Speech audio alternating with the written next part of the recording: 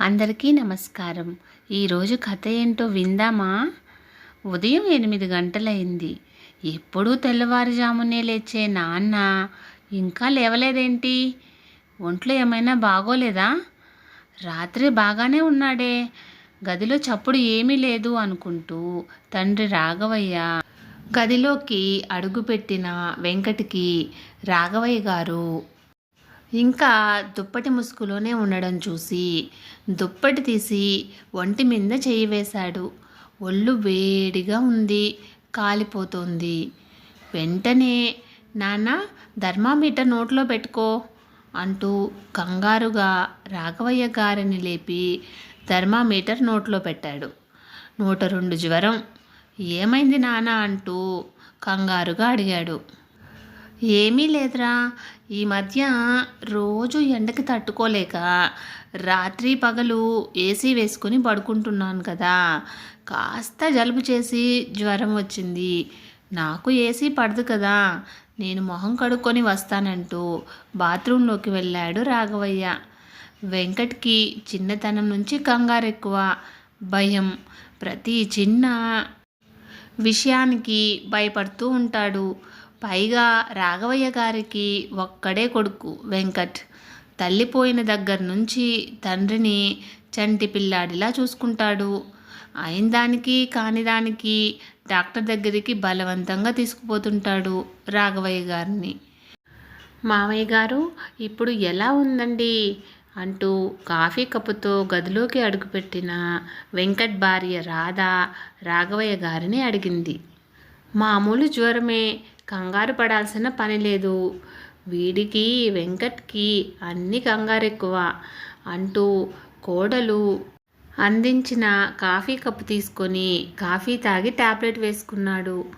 నాన్న 10 గంటలకి డాక్టర్ శర్మ గారు హాస్పిటల్కి వెళ్దాం, ఆయన నీకు అలవాటు కదా అంటూ చెప్పిన వెంకట్ మాటలు విని డాక్టర్ గారి దగ్గరికి అక్కర్లేదు, టాబ్లెట్ వేసుకున్నాను కదా, నాకు తగ్గిపోతుంది, నువ్వు కంగారు పడకు, నువ్వు మామూలుగా నీ ఆఫీస్ పని నువ్వు చూసుకో, అవసరమైతే కోడలు తీసుకెళ్తుందిలే అంటూ చెప్పిన రాఘవయ్య గారు మాటలు వినిపించుకోలేదు వెంకట్.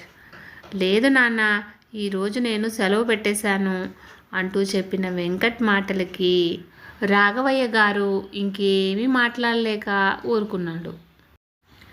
డాక్టర్ శర్మ గారు ఆ ఊర్లో పేరున్న డాక్టర్. గవర్నమెంట్ డాక్టర్గా పనిచేసి రిటైర్ అయ్యి సొంత ఇంట్లోనే ప్రాక్టీస్ పెట్టుకున్నారు. వైద్యంలో సుదీర్ఘ అనుభవం ఉంది. దానికి తోడు మాట మంచితనం. అందుకే ఉదయం 10 గంటలకు క్లినిక్ ప్రారంభమైతే ఇంచుమించుగా రాత్రి 9 గంటల వరకు పేషెంట్లు అలా వస్తూనే ఉంటారు. చాలా దూర ప్రదేశాల నుంచి ముందుగా అపాయింట్మెంట్లు తీసుకొని వస్తుంటారు. ఉదయం 11 గంటలైంది. ఎంత చెప్పినా వినకుండా వెంకట్ డాక్టర్ శర్మ గారి దగ్గరికి తీసుకువెళ్ళడానికి నిశ్చయించుకున్నాడు. డాక్టర్ శర్మ గారు 12 గంటలకి ఇచ్చారు అపాయింట్మెంట్. వెంకట్ భార్య రాధ ఒక ఫ్లాస్క్లో కాఫీ, బిస్కెట్లు, పళ్ళు, మంచినీళ్ళు సర్దుకొని ముగ్గురు కలిసి ఆటోలో బయలుదేరి శర్మగారి క్లినిక్కి వెళ్ళారు. శర్మగారి హాస్పిటల్లో లోపలికి వెళ్ళాలంటే చాలా మెట్లు ఎత్తుగా ఉంటాయి. వెంకట్ని ఆసరాగా తీసుకుని అతి కష్టం మీద లోపలికి వెళ్ళాడు రాఘవయ్య గారు. వయసు ప్రభావం కదా, మెట్లెక్కి వెళ్ళేటప్పటికీ రాఘవయ్యకు ఆయాసంగా అనిపించింది. అయినా ఈ విషయం వెంకట్కి చెప్పలేదు. అయినా ఏ హాస్పిటల్లో అయినా ఇలాగే మెట్లుంటాయి. ఈ వయసులో మెట్లు ఎక్కడం అంటే చాలా కష్టం. ఎంత చెప్పినా ఈ పిల్లలు వినిపించుకోరు అంటూ అనుకున్నాడు మనసులో రాఘవయ్య. అప్పటికే హాల్ అంతా పేషెంట్లతోటి బంధువులతోటి నిండిపోయింది. ఎక్కడా కుర్చీలు ఖాళీ లేవు. పాపం ఎవరో చిన్న కుర్రాడు రాఘవయ్యను చూసి లేచి కుర్చీ ఇచ్చాడు. పాపం రాధా, వెంకట్ ఇద్దరు హాల్లో ఒక మూలగా అలా నిల్చుని ఉన్నారు. సమయం 12 గంటలు దాటిపోయింది. అయినా రాఘవయ్య గారి పేరు రాలేదు. ఈలోగా ఒక కప్పుతో కాఫీ బిస్కెట్లు పట్టుకొచ్చి ఇచ్చింది రాధ రాఘవయ్యకి. అప్పటికే రాఘవయ్యకి నీరసంగా అనిపిస్తోంది. ఉదయం మామూలుగా వేసుకునే మందులతో పాటు ఈ జ్వరానికి మందు వేసుకున్నాడు. టిఫిన్ తిని వచ్చినప్పటికీ ఇంటి దగ్గర ఇదే సమయంలో ఏదో ఒకటి తింటాడు. అది రాఘవయ్యకి అలవాటు. ఈలోగా రాఘవయ్య గారెవరండి అంటూ నర్సు పిలిచింది. వెంకట్ తండ్రిని తీసుకుని డాక్టర్ గారి గదిలోకి వెళ్ళి నమస్కారం పెట్టి విషయం చెప్పాడు. డాక్టర్ శర్మ గారు సెటెస్కోప్తో పరీక్ష చేసి ఊపిరితిత్తుల్లో శ్లేష్మం ఉంది, దగ్గు వస్తుందా అని అడిగారు. అవునని సమాధానం ఇచ్చాడు రాఘవయ్య. ఈ మందులు వాడితే సరిపోతుంది అంటూ మందులు గబగబా రాసిచ్చాడు డాక్టర్ శర్మగారు. అయినా సంతృప్తి పడలేదు వెంకట్. రక్త పరీక్షలు ఏమన్నా చేయించాలా అని సందేహం వ్యక్తం చేశాడు. వెంటనే డాక్టర్ గారు పోనీ ఒకసారి చేయించండి అంటూ రక్త పరీక్ష, ఎక్స్రే, స్కానింగ్, మూత్ర పరీక్ష అంటూ లిస్టు రాసిచ్చాడు. ఆ డాక్టర్ గారు రాసిచ్చిన స్కానింగ్ సెంటర్ అక్కడి నుంచి 2 కిలోమీటర్ల దూరంలో ఉంది. అక్కడ తప్పితే ఎక్కడా చేయించుకోకూడదు. అప్పటికే మధ్యాహ్నం 2 గంటలైంది. ముగ్గురికి ఆకలి బాగా వేస్తోంది. నాన్న, ఒక పని చేద్దాం. ఈ పక్క హోటల్లో టిఫిన్ తినేసి తర్వాత స్కానింగ్ సెంటర్కి వెళ్ళిపోయి పరీక్షలన్నీ అయిపోయిన తర్వాత అప్పుడు ఇంటికి వెళ్ళిపోదాం. నేను రిపోర్ట్లు పట్టుకొని డాక్టర్ గారికి చూపిస్తాను. అప్పుడు నువ్వు రావక్కర్లేదు అంటూ వెంకట్ చెప్పిన మాటలకి రాఘవయ్య సరే అన్నాడు.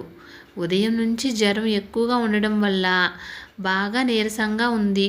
నోరు కూడా ఆరుచిగా ఉంది. హోటల్కి వెళ్ళి అందరూ ఇడ్లీ తిని కాఫీ తాగి ఆటోలో స్కానింగ్ సెంటర్కి వెళ్ళారు. అది ఆ ఊరిలో బాగా పేరు ఉన్న స్కానింగ్ సెంటర్. డాక్టర్లందరూ అక్కడికే పంపిస్తుంటారు. బాగా రద్దీగా ఉంది. దానికి తోడు మెట్లు ఎక్కి లోపలికి వెళ్ళేటప్పటికీ రాఘవయ్యకి ఇంకా బాగా నీరసంగా అనిపించింది. అన్ని పరీక్షలు అయ్యేటప్పటికీ సాయంకాలం 5 గంటలైంది. రిపోర్ట్లు రేపు ఉదయం ఇస్తానని చెప్పారు. ఈలోగా వెంకట్ డాక్టర్ గారు రాసిచ్చిన మందులు కొని ఆటోలో ముగ్గురు ఇంటి దగ్గరికి బయలుదేరారు. ఇంటికి వచ్చిన వెంటనే రాఘవయ్య, అమ్మా రాధా, కాస్త మిరియాల చారు, అన్నం వండు, తొందరగా అన్నం తింటాను అని చెప్పి, ఒరే వెంకట్, ఆ ఆవిరి పట్టే మిషను నీళ్లు పోసి ఇలా తీసుకురా అంటూ దుప్పటి ముసుగేసుకొని ఒక అరగంట సేపు ఆవిరి పట్టి కోడలు పెట్టిన భోజనం తినేసి పారాసిటమాల్ ట్యాబ్లెట్ వేసుకొని దుప్పటి ముసుగు పెట్టి పడుకున్నాడు. మధ్యలో వెంకట్ 2-3 సార్లు వచ్చి ఒంటి మీద చెయ్యి వేసిన విషయం రాఘవయ్యకు తెలియలేదు. అంత బాగా నిద్రపట్టింది. కావాలనే ఆలస్యంగా లేచిన రాఘవయ్యకి టెంపరేచర్ చూసిన వెంకట్ కళ్ళల్లో వెలుగు కనిపించింది. నేను రిపోర్ట్లు తీసుకొని డాక్టర్ గారికి చూపించుకొని వస్తాను అంటూ స్కానింగ్ సెంటర్కి బయలుదేరి డాక్టర్ గారి దగ్గరికి వెళ్ళి రిపోర్ట్స్ చూపిస్తే ఏమీ లేవండి, అన్నీ నార్మలే అంటూ డాక్టర్ గారు చెప్పిన మాటలకి హాయిగా ఊపిరి పీల్చుకొని ఇంటికి వచ్చి రాఘవయ్యకి విషయం చెప్పాడు. ఒరే వెంకట్, నిన్న ఖర్చు ఎంతైందిరా అని అడిగిన తండ్రి మాటలకి 6,000 వరకు అయింది నాన్న అన్నాడు. కొడుకు చెప్పిన మాటలకి రాఘవయ్యకి ఒళ్ళు మండిపోయింది. చూడు వెంకట్, ఒక మాట చెప్తాను విను. వృద్ధాప్యం అనేది జీవితంలో ఆఖరి దశ. ఈ దశలో శరీరంలో ఉన్న అన్ని అవయవాలు శక్తి కోల్పోతాయి. ముసలివాళ్ళు గట్టిగా ఎండలు కాసినా, చలివేసినా, వానలు కురిసినా శరీరం తట్టుకోలేదు. అంతేకాకుండా అందరికీ సాధారణంగా బీపీ, షుగర్, గుండె జబ్బులు, మూత్రపిండ వ్యాధులు ఉంటాయి. వీటికి తోడు ఎవరో అదృష్టవంతులకు తప్పితే రోజు ఏదో ఒక సమస్య అందరికీ వస్తూనే ఉంటుంది. ఈ రోజుల్లో మీలాంటి కుర్రవాళ్ళు కంగారు పడిపోయి మీరు మా మీద ఉన్న అభిమానం కొద్దీ, ప్రేమ కొద్దీ హాస్పిటల్ చుట్టూ మమ్మల్ని వేసుకొని తిరుగుతున్నారు. హాస్పిటల్లో గంటల తరబడి వేచి ఉండే శక్తి, సహనం మాకుండవు. దానికి తోడు ఏ హాస్పిటల్లో చూసినా మెట్లు ఎక్కి వెళ్ళాలి. కాళ్ళు సహకరించవు. లేదంటే వీల్ చైర్లో వెళ్ళాలి. కొన్ని చోట్ల వీల్ చైర్ వెళ్ళడానికి సరైన మార్గం ఉండదు. అప్పుడు చాలా ఇబ్బంది పడాల్సి వస్తుంది. దానికి తోడు ఏ ఆసుపత్రికి వెళ్ళినా చాలామంది రోగులు ఉంటారు మనలాగే. ఒక రోజంతా అక్కడే గడిచిపోతుంది. మీలాంటి కుర్రవాళ్ళు మా గురించి సెలవులు పెట్టుకోవాలి. మళ్ళీ స్కానింగ్లు టెస్ట్లు అంటూ ఆ స్కానింగ్ సెంటర్ల చుట్టూ తిరిగే ఓపిక పెద్దవాళ్ళకి ఉండదు. ఇప్పుడు మా శరీర భాగాలన్నీ అరిగిపోయి ఉంటాయి. అవి పెట్టే చిన్న చిన్న బాధలు మేము తట్టుకుంటూ దైవనామ స్మరణలోనే కాలక్షేపం చేయాలి. ఎన్ని పెద్ద డిగ్రీలు ఉన్నా డాక్టర్ అయినా సరే మమ్మల్ని మళ్ళీ మీలాగా చేయలేరు. అంటే యువకుల్లాగా చేయలేరు. పైగా డాక్టర్ గారు రాసిచ్చిన అన్ని మందులు ఇంజెక్షన్లు శరీరానికి సరిపడవు. ఇంజెక్షన్ చేయించుకునే శక్తి కూడా శరీరానికి ఉండదు. ఆ మందుల మూలంగా కూడా లేనిపోని బాధలు. ఈ వయసులో కూడా ఎక్కువ మందులు వాడకూడదు. బాగా శరీరం సహకరించకపోతే తప్పితే ప్రతిరోజు ఆసుపత్రి డాక్టర్లు అంటూ తిరగకూడదు. ఇంకొక విషయం చెప్తున్నాను విను. రేపొద్దున ఆరోగ్య పరిస్థితి ఇంకా క్షీణిస్తే నువ్వు ఆసుపత్రిలో నన్ను పెట్టకు. అక్కడికి వెళ్ళిన తర్వాత ఐసీయూలో పెడతారు. వాళ్ళు వైద్యం చేస్తూనే ఉంటారు. అది భరించే శక్తి కానీ ఓపిక కానీ నాకు ఉండదు. ఆ సమయంలో అందరూ రకరకాలుగా సలహా చెప్తారు. రకరకాల మాటలు మాట్లాడతారు. తండ్రిని హాస్పిటల్కి కూడా తీసుకెళ్ళలేదు అంటూ రకరకాలుగా చెప్పుకుంటారు. నీ తండ్రిని నువ్వు ఎలా చూసావు అన్నది నీకు తెలుసు. ముసలి వయసులో మేము కోరుకునేది ప్రేమ, అభిమానం, మంచి మాట, వేళకి బలమైన ఆహారం. మామూలుగా వయసులో వచ్చే వ్యాధులకి వాడే మందులు చాలు.